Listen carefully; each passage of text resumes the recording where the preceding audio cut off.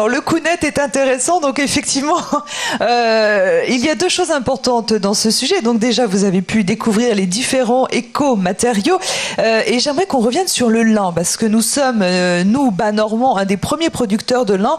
Donc c'est aussi une des essences premières de vos motivations, c'est d'arriver à faire travailler les producteurs normands. Enfin, en tout cas.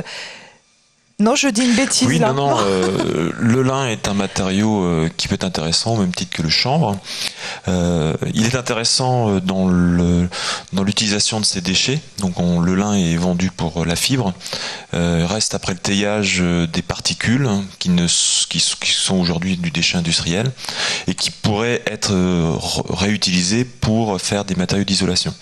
Alors, comme le chanvre, on en est au balbutiement. Enfin, le chanvre, non. Maintenant, il a ses lettres de noblesse, mais le lin n'a pas encore ses lettres de noblesse en matière de matériaux isolants, mais il pourra à terme le devenir. Il existe déjà, pardon, j'interviens juste là-dessus. Donc on peut utiliser l'anat de lin, qui est ce déchet de lin en béton, comme on a vu tout à l'heure, à la place du chanvre, on met l'anat de lin. On l'utilise déjà de manière artisanale. Et il existe aussi des fabricants en Allemagne de panneaux à base de lin, qui sont donc des panneaux isolants et qui ont évidemment le gros intérêt, alors pas d'être locaux du tout, puisqu'on va les chercher assez loin et ça fait pas mal de gaz, de fuel pour les amener jusqu'ici, mais qui ont moins l'intérêt d'être des matériaux à base végétale et donc beaucoup plus économes en termes environnementaux que les matériaux traditionnels, polystyrène, laine de verre, etc. Alors, nous allons faire un petit tour maintenant sur le plan financier. On a peut-être des idées reçues. On pense que de faire construire une maison écologique, ça coûte beaucoup plus cher. On vient de l'entendre dans ce reportage. Il existe des aides. Est-ce que vous pouvez déjà nous expliquer un petit peu pourquoi est-ce qu'a priori c'est plus cher et quelles sont les aides? Où est-ce qu'il faut que l'on s'adresse pour bénéficier de ces aides?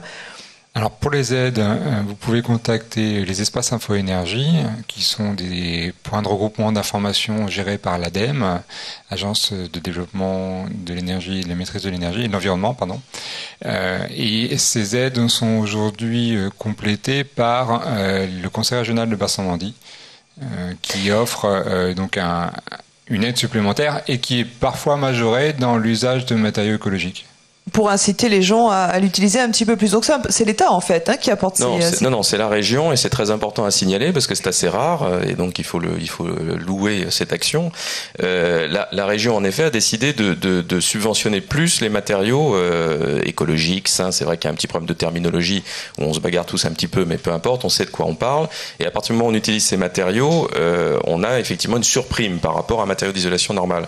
Alors c'est très important parce que ça va inciter évidemment les citoyens à en acheter plus, donc les distributeurs à en avoir plus souvent, donc les fabricants à baisser leurs coûts et à en mettre plus facilement à disposition, et on risque, espère-t-on, nous tous qui pratiquons cette éco-construction, de rentrer dans un cercle un peu plus vertueux où il ne va pas falloir se bagarrer corps et âme pour obtenir les matériaux dont on a besoin sur nos chantiers, parce que c'est un petit peu le cas aujourd'hui quand même.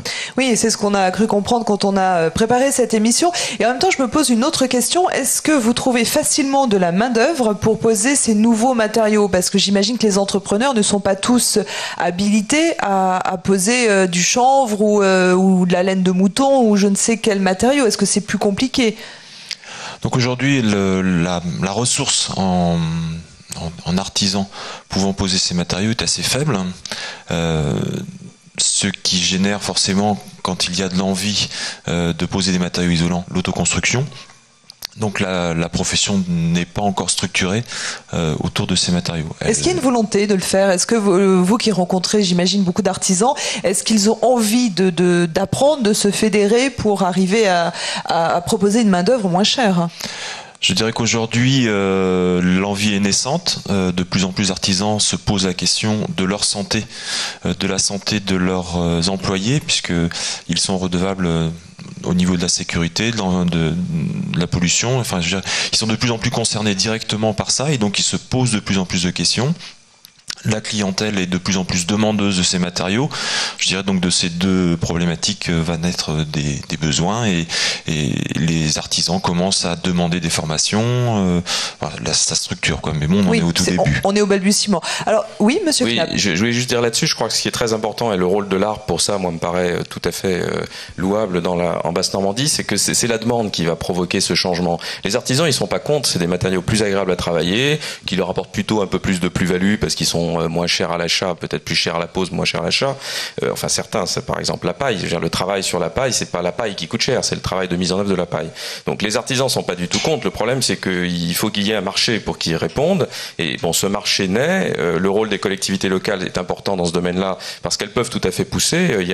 J'ai actuellement un projet où on va peut-être utiliser de la paille en isolation sur un bâtiment public, ce qui sera aussi une première en Basse-Normandie. Donc c'est à travers cette demande que petit à petit les choses vont se mettre en place. Les artisans, ils ont tout intérêt à s'y mettre et ils le savent. Il y a encore assez peu de formation et d'artisans formés, c'est vrai, mais ils le savent. Et puis on peut utiliser des techniques qu'ils connaissent déjà a priori. Poser de la laine de chanvre ou de la laine de verre, c'est le même boulot quasiment. Et la laine de mouton, monsieur Knapp.